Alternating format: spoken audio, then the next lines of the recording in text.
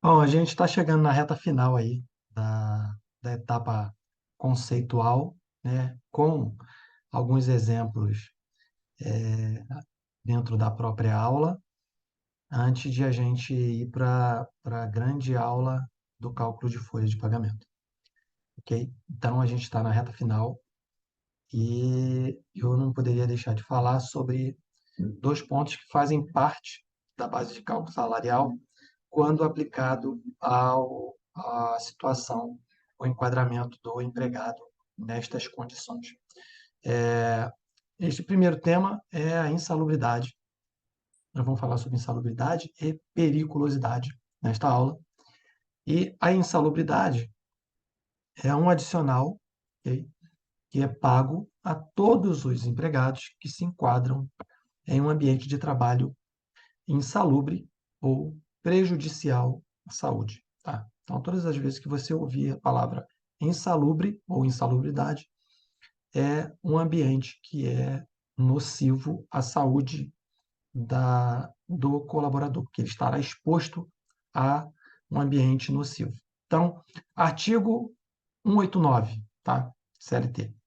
Serão consideradas atividades ou operações insalubres aquelas que, por natureza, condição ou método de trabalho, exponham os empregados a agentes nocivos à saúde, acima do limite de tolerância fixado em razão da natureza e da intensidade do agente e do tempo de exposição aos seus efeitos. Ou seja, você pode trabalhar num ambiente que o entorno seja insalubre e que você não esteja exposto ali o tempo todo. Então, nesse caso, você não vai ter direito. Quem está no ambiente lá diretamente é o que vai ter direito. Você não, na verdade, o empregado, né? Ele não vai ter direito se ele não estiver numa exposição constante aos seus efeitos, tá? Então, quem mede o ambiente insalubre ou periculoso são as empresas que realizam os trabalhos para o atendimento às regras que determinam o Programa de Controle de Saúde Médica Ocupacional, que é o PCMSO, o PPRA, que é o Programa de Prevenção de Riscos Ambientais, tem o PGR também, enfim, LTCAT tem algumas siglas que trabalham essa parte do risco trabalhista, ok? E dependendo do enquadramento que a pessoa, que o empregado esteja, ele tem nesse local um técnico de segurança do trabalho, que é aquele que faz todo o acompanhamento, que faz toda a gestão do ambiente, no que diz a parte de uso de EPIs, que é o equipamento de proteção individual, né, o EPI, EPC, que é o equipamento de proteção coletivo. Então, esse técnico ele faz esse acompanhamento para que o dia a dia seja ali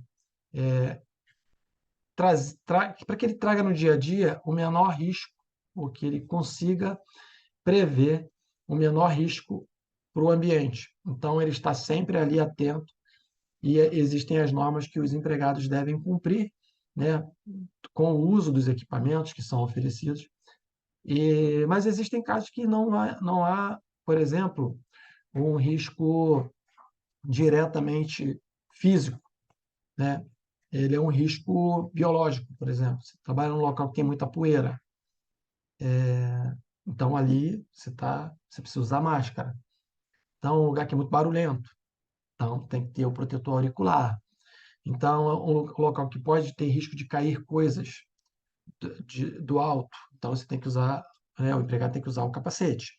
Então, são essas proteções, né, que o técnico ele faz esse trabalho de cuidar disso, né? Mas lógico que tem médico do trabalho, tem os especialistas, os engenheiros do trabalho. Então tem todos os especialistas que estão que analisam o ambiente para que eles possam fazer um laudo com a criticidade que determine que aquele local é ou não insalubre ou periculoso. Então, Artigo 190, vamos seguir aqui. O Ministério do Trabalho aprovará o quadro das atividades e operações insalubres e adotará normas sobre os critérios caracterizados da insalubridade. Os limites de tolerância aos agentes agressivos, meios de proteção e tempo máximo de exposição do empregado a esses agentes. Artigo 91. A eliminação, a neutralização da insalubridade ocorrerá. Ponto 1. Com a adoção de medidas que conservem o ambiente de trabalho dentro dos limites de tolerância. Ou seja, se o local ele é prejudicial, mas a empresa consegue reduzir isso, né, e preservar o ambiente para que isso não atinja a saúde do empregado, então a empresa ela não está obrigada a pagar a insalubridade. Okay? E o item 2. Com a utilização dos equipamentos de proteção individual ao trabalhador que diminuam a intensidade do agente agressivo a limite de tolerância. Parágrafo 1. Caberá às delegacias regionais comprovada a insalubridade notificar as empresas, estipulando prazo com a eliminação e neutralização na forma deste artigo. E o artigo 192. O exercício de trabalho em condições insalubres acima dos limites de tolerância está estabelecido pelo Ministério do Trabalho, assegura a percepção do adicional, respectivamente, de 40%, 20% e 10% do salário mínimo. Então, considerando aqui que existe o grau máximo, 40%, grau médio, 20%, e grau mínimo, 10% sobre o valor do salário mínimo. Então, as empresas que não conseguirem eliminar ou neutralizar o risco de saúde, elas estarão enquadradas em 3 níveis. Máximo, 40% sobre o salário mínimo. Médio, 20% sobre o salário mínimo. E mínimo, ou 10% do salário mínimo.